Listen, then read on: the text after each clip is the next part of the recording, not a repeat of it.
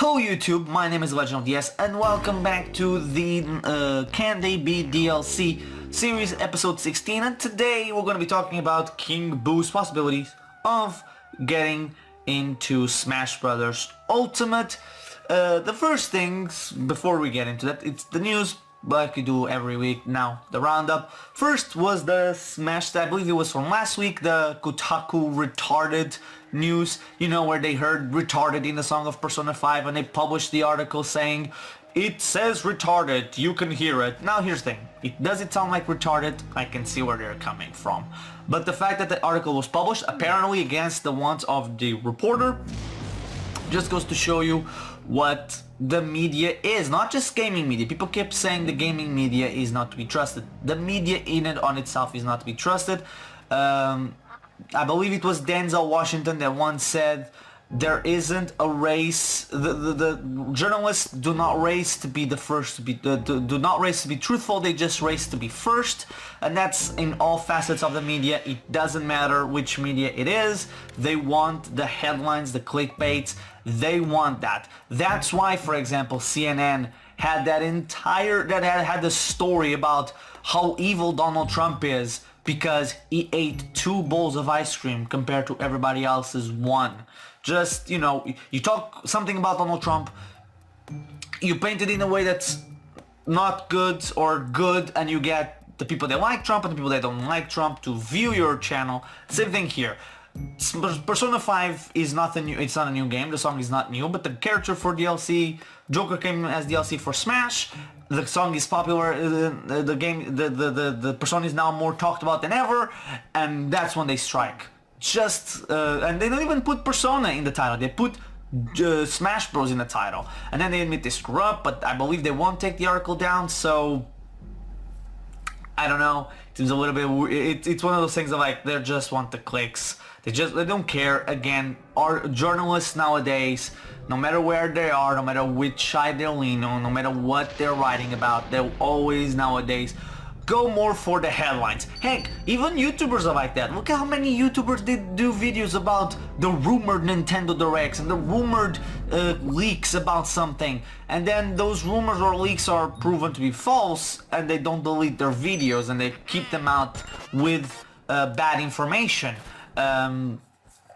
That's something that I criticize Game Explain a lot, but that's something I'm gonna applaud them for. It is that when something comes out that's fake, they will take down the video.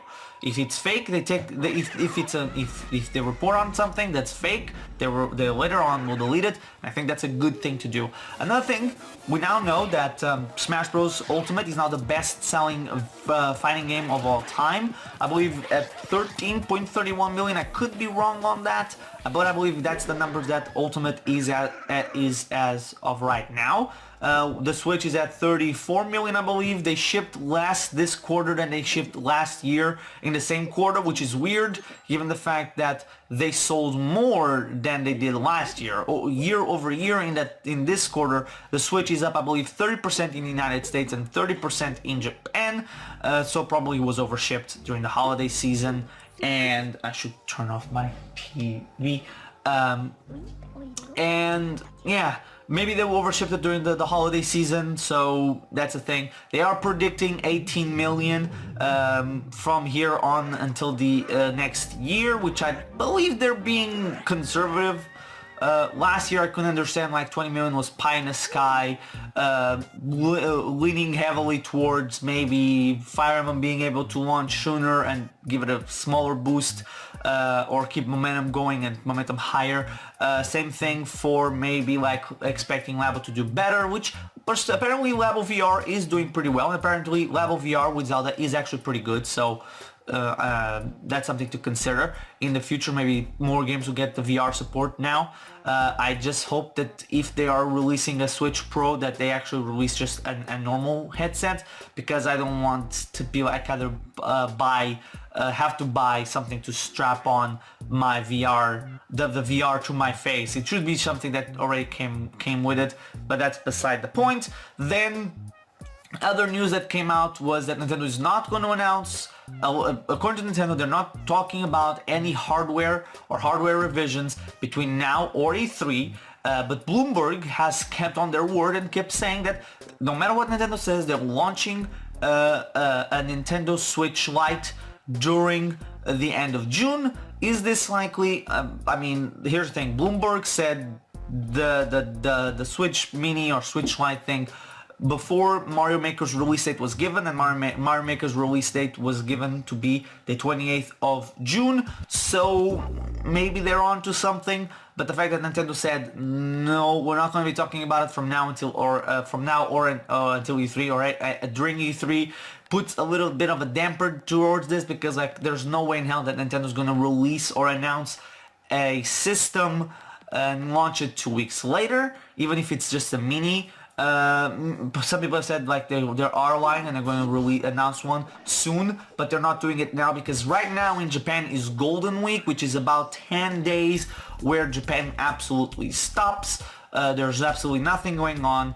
And this is also a time where companies normally launch their games, and this is supposedly, or many people have figured out that this was probably where Fire Emblem Three Houses was supposed to launch, given the fact that it didn't launch before it was delayed, because Nintendo has nothing big for this period. This is also when games sell a lot. So with the delay and the original spring date probably means that other news came out regarding Persona that made me feel like maybe we've been looking at this DLC thing all wrong, because before I thought, and until E3 comes around, and if Persona 5 The Royal is not confirmed for the Switch, then everything that I and other people have thought about DLC wise has been proven false in one major way. We all thought every character was going to be as some form of promotion for an upcoming game. The fact that Persona 5 is not coming to Switch, I think that kind of kills it. I know the Persona 5, the Scramble is coming to Switch, but I'm gonna say this: if this entire thing for Joker, of Joker being in Smash, is to promote a goddamn spin-off, no matter how good the spin-off is, it's a Warriors game, so it's gonna be at the very least somewhat fun. But if all of this Joker in Smash was all because Sakurai is a massive Persona fanboy, and it was to promote a smaller a spin-off, then Joker should not be in Smash Bros. Because of the characters that are in Smash from third parties that don't really make much sense to be as DLC would be, or to be in the game, would be Snake, Cloud, and Bayonetta, the other three apart from Joker. Cloud has been on Nintendo systems, and for better or for worse, Kingdom Hearts is also a big franchise. And when when the Cloud announcement was made and Cloud came out, was after the NX was announced, so we already knew that Dragon Quest was coming to the NX, or now the Switch. And let's be completely honest, it's Square, the likelihood of them preparing to release Final Fantasy 7, Final Fantasy 8 or 9 or 8 X2 and 12 on the Switch and the Xbox One probably was already at development at that time, and they were not probably going to release those games after they got Kingdom Hearts 3 out. So Cloud at the very least made somewhat sense. Not only that, it was the Wii U era where Nintendo really couldn't or advertise a lot of things, because at the late 2015, when Cloud, the deal was stricken by the want of Sakurai, the Wii U was dead. And not to note again, the DLC for Smash Ultimate was given to Sakurai by Nintendo, probably a list, and Sakurai just chose the characters. But still, if all of this for Joker was to promote as Persona spin-off coming to the Switch, Joker should not be in Smash. Get me somebody else. Heck, give me Steve. At least that makes sense. The main character for his main game is on Switch. It just doesn't make any sense to me. Why did Nintendo allow Joker to be in? You can say, oh, but Cloud and Metal and Solid Snake and Bayonetta. Bayonetta is basically a Nintendo first party at this point. Two out of the three games are going to be on Switch. 2 out of the 3 were published and are owned by Nintendo, so Nintendo doesn't buy the IP, something that still surprised me to this day a little. Metal Gear, again, was on the GameCube, wasn't on the Wii, sure, it wasn't on the 3DS, it wasn't on the Wii, the Wii U, or even on the Switch, but it was on the 3DS, it was on the GameCube, it was also on the NES, so yes, it was not the most remarkable character in terms of third party for Nintendo, but it still makes sense. Same thing with Cloud.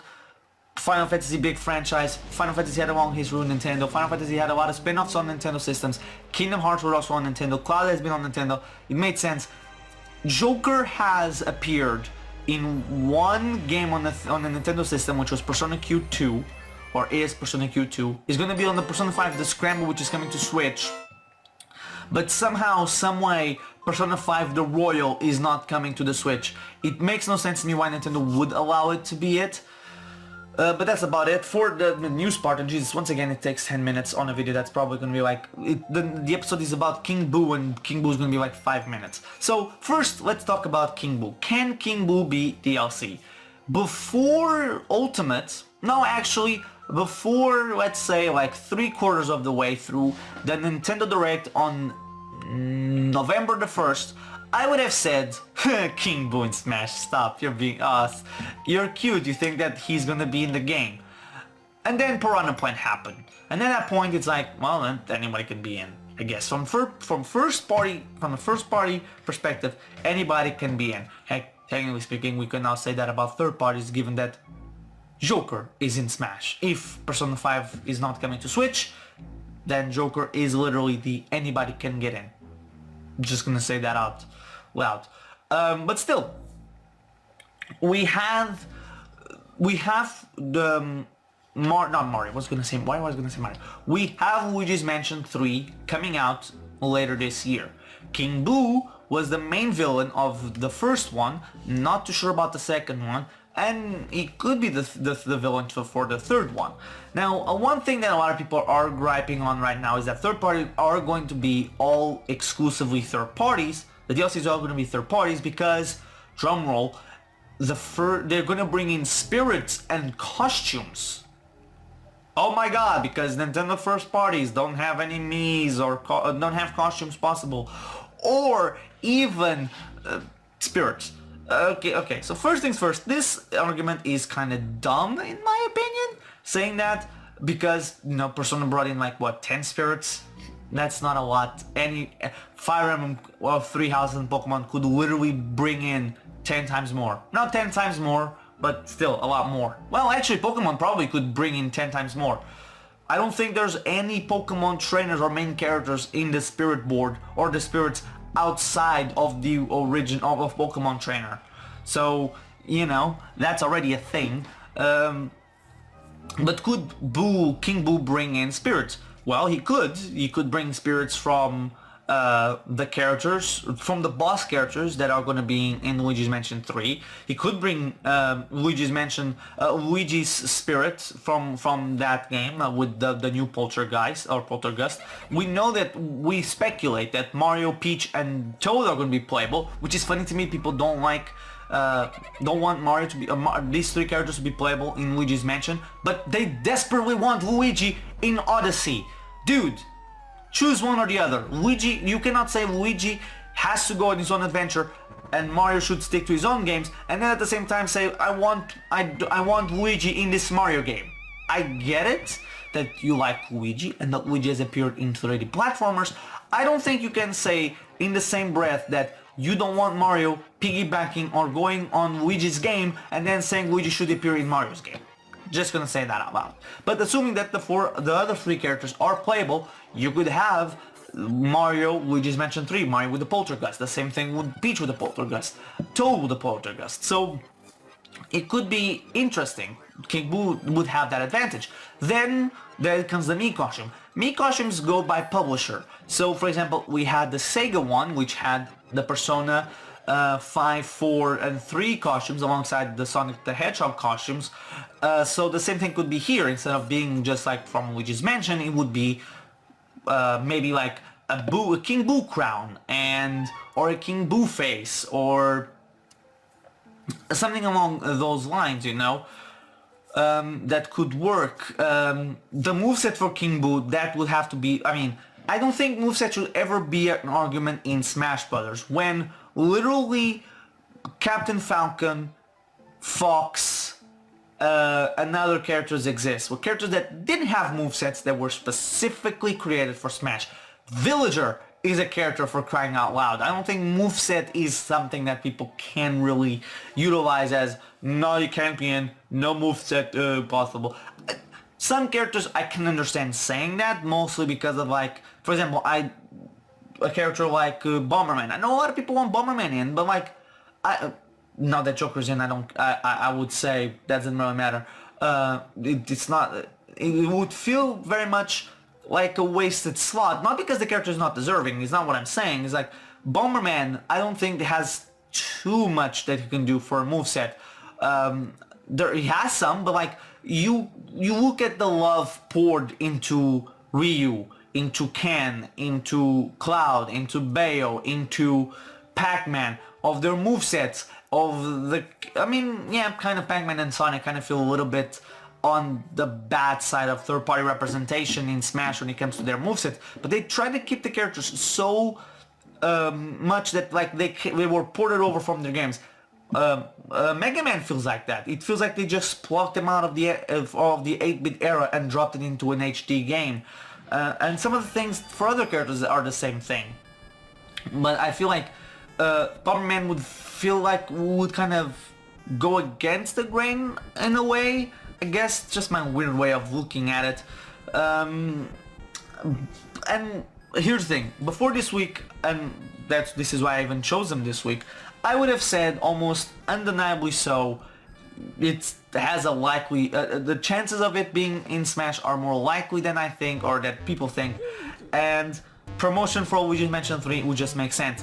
But after we got Persona 5 The Scramble as the big game for Joker on the Switch, that kind of went out the window in my opinion. It's just like, we can literally do this, any character can be in now.